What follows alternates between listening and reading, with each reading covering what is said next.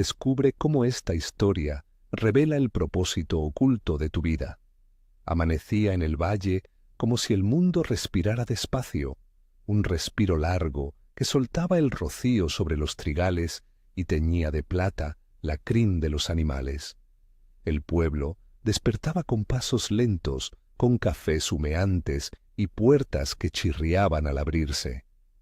En el borde del camino, donde el polvo se mezclaba con la tierra removida por ruedas antiguas, vivían don Elías y su hijo Mateo. Su casa no era grande ni estaba hecha de lujo. Sus paredes guardaban el calor de generaciones y el establo olía a paja, a sudor de animal y a una calma que parecía heredada. Moro, el mulo, era una criatura de mirada profunda y orejas siempre atentas. No era el más rápido ni el más vistoso, pero tenía una paciencia inusitada. Don Elías decía que Moro conocía el sentido del trabajo, y cuando caminaba con los bueyes al amanecer, parecía llevar en la grupa la historia de la familia. Mateo, joven de manos fuertes y silencio contenible, había crecido entre la crin del mulo y las conversaciones cortas con su padre. Entre los dos existía una complicidad hecha de miradas que no necesitaban palabras.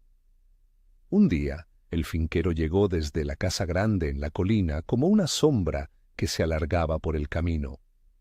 Vestía ropa de calidad y llevaba abundancia en el gesto. Se paró frente al establo, miró a Moro y con voz suave ofreció más dinero del que cualquier hombre del pueblo había visto en su vida. «Te doy lo que quieras», dijo. «Con este mulo y otros animales te olvidas de la pobreza». Los vecinos que pasaban se detuvieron, murmuraron, evaluaron la posibilidad. La oferta era tentadora, la casa reparada, los hijos con estudios, una vida más cómoda. Muchos se inclinaron hacia el aseguramiento material como quien se desprende de una carga. Don Elías miró al finquero y luego a su hijo. La respuesta fue breve, clara, sin estridencias. «No lo vendo». El finquero se sorprendió, los vecinos cuchichearon, algunos lo llamaron terco, otros loco por negarse a una fortuna que cambiaría su destino al instante. Don Elías no explicó en ese momento su negativa. Simplemente acarició la crin de Moro y volvió a su trabajo con la misma naturalidad con la que había enfrentado otras decisiones en la vida. Para él, había motivos que no cabían en moneda. Hay decisiones que se toman en la calma, lejos de la prisa del mercado y del murmullo de la plaza. Quizá tú hayas estado ante una oferta que parecía resolverlo todo, y aún así sentiste que algo te empujaba a decir no. En muchos casos, esa insistencia interna responde a razones que el tiempo revelará. Si esta historia te resuena, escribe «Todo tiene un propósito» en los comentarios. La noticia de la oferta se extendió y con ella la curiosidad pasó a ser juicio. La gente del pueblo se volvió experta en explicaciones sencillas. Había que vender para prosperar. Había que aprovechar la oportunidad. Había que pensar en el futuro.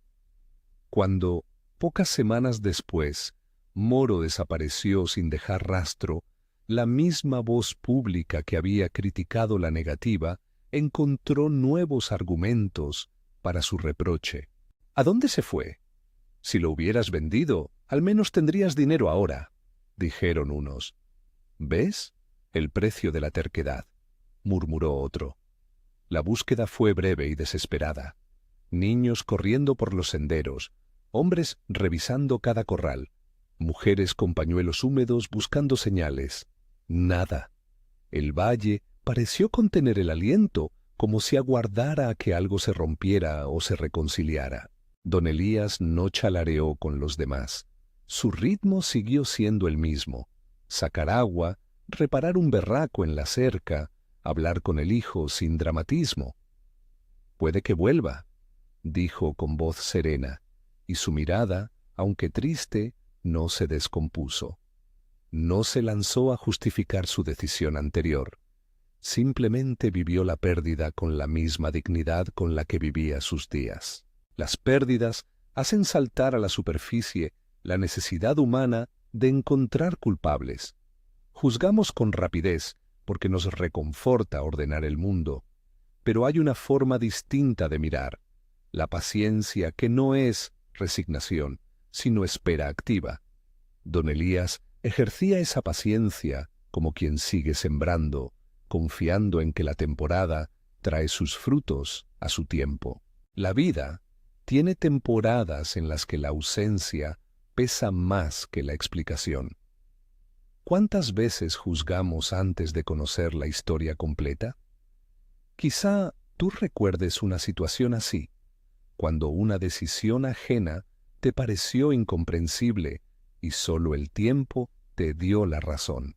Pasaron meses. Justo cuando la desesperanza parecía instalarse en algunos corazones, Moro regresó al pueblo, pero no volvió solo. Detrás de él, como una sombra que seguía su paso, llegaron 10 animales salvajes, yeguas y potros recién domesticados por la fuerza de la libertad. Entraron por el sendero en una coreografía desordenada, con el polvo levantándose a su paso y el aire del mediodía mezclándose con el olor de la tierra removida. En ese instante, las voces de recriminación callaron, cambió la expectación por el asombro. Muchos imaginaron que la fortuna por fin habría golpeado la puerta de don Elías. Otros vieron en la llegada del mulo una oportunidad para que Mateo aprendiera a manejar una riqueza inesperada. Domar una manada no es tarea ligera. Requiere tiempo, constancia y una especie de abrazo con la paciencia que sólo el trabajo diario enseña. Mateo comenzó a trabajar sin pausa. Las mañanas eran de esfuerzo, amansar a los potros, cercarlos, aprender a leer cada movimiento, a sentir la suerte de cada animal en la palma de la mano. Las estaciones pasaban por su cuerpo. El frío se metía en los huesos en invierno, el sol le quemaba la nuca en verano, pero su voluntad no flaqueó. Meses de sudor, de noches de botas colgadas y manos callosas que contaban historias. En esos días, Mateo comprendió que la riqueza exige algo más que posesión, exige formación, dedicación, renuncia a la inmediatez. Cada animal que se sometía a la rienda era una lección de humildad. Y sin embargo, justo cuando la esperanza parecía echar raíces, la desgracia volvió con mirada fría. Un tropezón, una caída inesperada mientras domaba un potro. El dolor fue agudo. La pierna se dobló de un modo que no debía. El pueblo vio la escena con el mismo dramatismo con el que había presenciado la desaparición de Moro. Ahora sí, eso lo dejó inválido, murmuró uno. Si lo hubiera vendido, al menos tendría dinero para curarse, dijo otro, como si el dinero fuera la garantía de la protección contra cualquier mal. Don Elías mantuvo la calma. Con manos que habían conocido muchas faenas, curó la herida y sostuvo a su hijo sin triunfalismos. No llamemos malo a lo que aún no ha mostrado su rostro, dijo una tarde, mientras el sol se despedía en rojo sobre los tejados. Fue una frase breve, sencilla, pero contenía una resistencia profunda a la lógica del juicio rápido. La pierna de Mateo sanó lentamente, pero quedó una diferencia. Cojeaba. La comunidad retomó su charla alrededor del fuego y encontró en la desgracia otra excusa para sus opiniones. Hay momentos en los que la escucha se vuelve esencial. Se escucha tanto fuera que uno deja de escuchar su propio latido. La paciencia de don Elías se expresó en acompañamiento, en la decisión de no convertir la desgracia en excusa para renunciar a la esperanza. Y quizá, si eres de los que han conocido una herida que no se cerró del todo, puedes reconocer en esto una verdad. Sanar no siempre equivale a volver a ser exactamente como antes. A veces conservar una cicatriz es conservar la memoria de una lección. Mateo, a pesar de la caída, no se resignó. Aprendió a montar otra vez, a emplear la fuerza de su cuerpo de forma distinta, a escuchar más a los animales que a su orgullo. Su proceso de doma se volvió más pausado, más atento. Mientras trabajaba, pensaba en su propio cuerpo, en cómo cada rasguño había sido un maestro. Contaba los días no por miedo, sino por disciplina. Había algo de belleza en su persistencia. Un joven que, herido, aprendía a ser más sabio. Y entonces el rumor llegó de nuevo, pero con la gravedad de algo que no se elige: la guerra. El país llamaba a los jóvenes, las banderas se desplegaban con nombres y órdenes, y el murmullo de las plazas se llenó de listas, de billetes de marcha, de despedidas abruptas. Los soldados pasaron por las aldeas convocando. Miraban los cuerpos jóvenes y los evaluaban con una frialdad burocrática. Muchos chicos fueron llevados, otros huyeron, y unos pocos se quedaron por circunstancias de todo tipo. Cuando llegó el momento de revisar a Mateo, la pierna que cojeaba fue observada con la misma precisión con la que años antes se había evaluado la utilidad de un animal en el mercado. La decisión fue tajante: no apto para el servicio. La comunidad que había criticado cada paso de la familia ahora miró con otros ojos. La pierna que antes fue señal de desgracia se convirtió en la razón por la que el joven no marchó al frente. En el reino de lo humano, el azar y la ironía se encuentran con frecuencia. Lo que parecía una maldición fue, en ese contexto, lo que preservó la vida de Mateo. El clímax no fue acompañamiento triunfal. No hubo fanfarrias declarando una lección moral. Había, en cambio, la suavidad de quienes comprenden de repente que la historia es más compleja que el juicio rápido. Los vecinos se acercaron con rostros distintos, algunos con vergüenza, otros con gratitud silenciosa hacia don Elías. No se buscó humillar ni castigar a nadie. El aprendizaje fue colectivo. Entender que la vida casi siempre despliega su propósito en tiempos que nos superan y que nuestras etiquetas de bueno y malo a menudo son prematuras. Don Elías no se sostuvo por la idea de un plan perfecto del mundo que justificara el dolor. No afirmó que Dios hubiera causado cada desgracia como estrategia. Dijo, con una voz que no pretendía llenar vacíos teológicos: no sabemos por qué pasan algunas cosas, pero hay momentos en que lo que parece pérdida nos preserva. Por eso no hay prisa en condenar. Fue una forma de hablar que combinaba fe con humildad, confianza con reconocimiento del misterio. Dios puede usar lo que vivimos para un bien que no alcanzamos a ver ahora, añadió, sin transformar el sufrimiento en un justificante. En esta historia se cuelan preguntas que todas las personas, de una u otra forma, se hacen. ¿Por qué a mí? ¿Qué sentido tiene esta espera? ¿Dónde está el propósito si ahora siento abandono? No siempre hay respuestas completas. A veces hay testimonios que sostienen mientras la razón no alcanza. Aquí comparto algunos relatos que, sin pretender establecer una ley, pueden iluminar el modo en que el propósito se va revelando en historias ordinarias. Ana, por ejemplo, perdió su empleo cuando su empresa cerró de un día para otro. Al principio sintió que el suelo se le abría. Pasaron semanas de incertidumbre en las que el juicio de conocidos añadía peso. Deberías haber hecho esto. Es culpa de la crisis.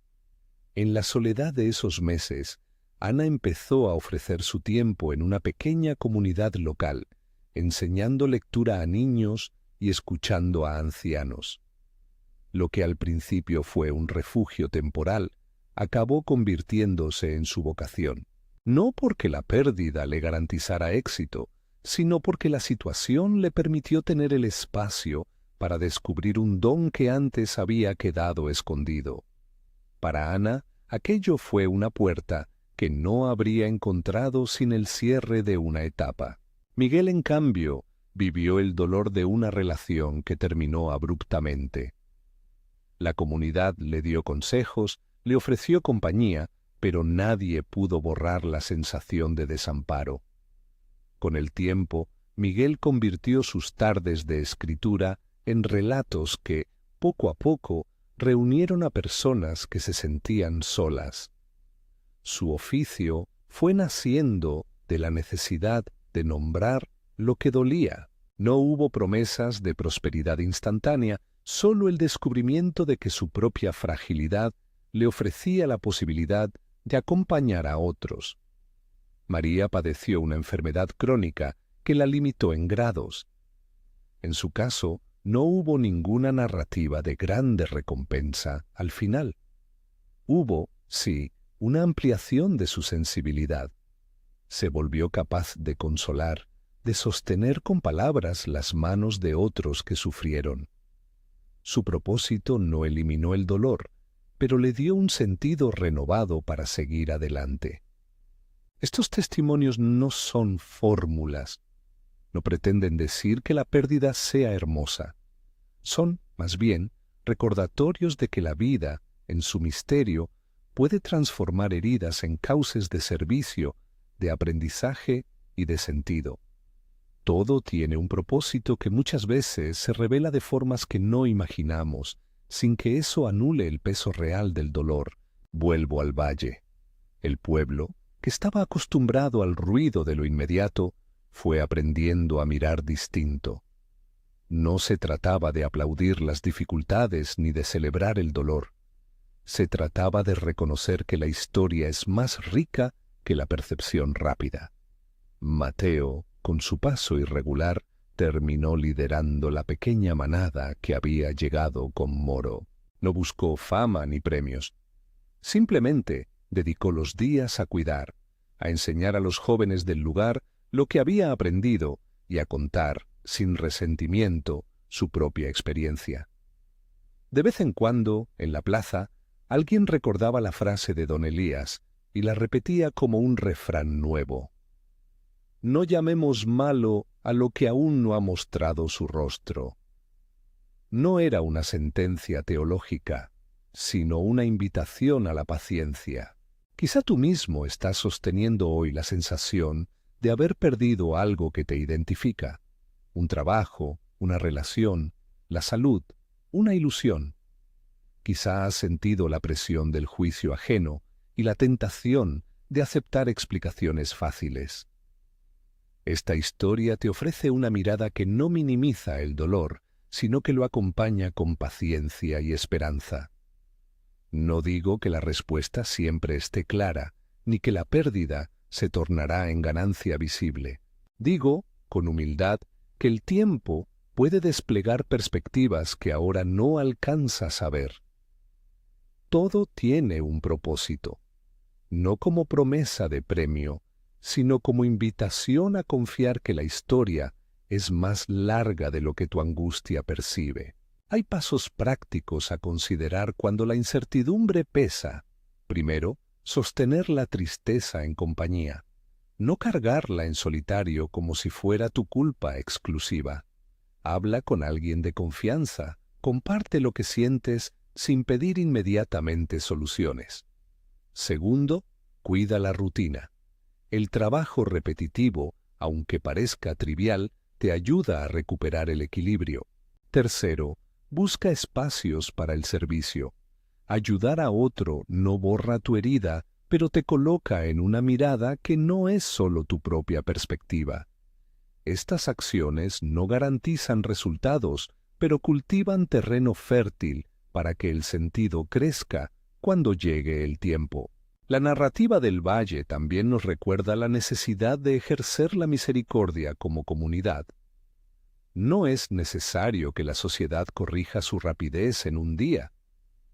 Lo importante es que se estreche la mano al que cae, que se reduzca la prisa por opinar y que se aumente la disposición a esperar sin convertir la paciencia en indiferencia. Las voces que antes criticaban aprendieron a preguntar primero y juzgar después. Aprendieron, sobre todo, a mirar con humildad. La fe de don Elías, centrada más en la confianza que en la certeza, ofreció un ejemplo. No lo sostenía la seguridad de tener explicaciones, sino la convicción de que la vida no se agota en lo visible. No digo que todo sufrimiento sea justo, ni que tenga premio, repetía en conversaciones con quienes le buscaban consuelo. Digo que hay momentos en que la realidad nos muestra que, aun en la pérdida, hay hilos que nosotros no alcanzamos a ver, y que cuidarlos con paciencia puede abrir salidas inesperadas. En los meses siguientes a la guerra, cuando el valle se recuperaba con heridas que no cerraban del todo, Mateo y su padre caminaron por el mismo sendero de siempre. A veces se sentaban en el escalón de la casa y miraban el horizonte como quien lee una página que aún no termina. El pueblo curó sus costumbres de hablar por venir y aprendió a escuchar las historias completas. El leitmotiv comenzó a resonar en otras familias. Todo tiene un propósito, repetían, pero ahora con la prudencia de quien sabe que la frase no debe usarse para tapar dolores, sino para sostener esperanzas. Si te preguntas cómo aplicar esta lección a tu propia vida, intenta 3 ejercicios sencillos. 1. Escribe lo que has perdido y al lado coloca una pequeña acción que puedas hacer hoy para no quedar paralizado por la queja. 2. Identifica una persona a la que puedas servir en los próximos 7 días sin esperar un beneficio inmediato. 3. Permite que el silencio te hable.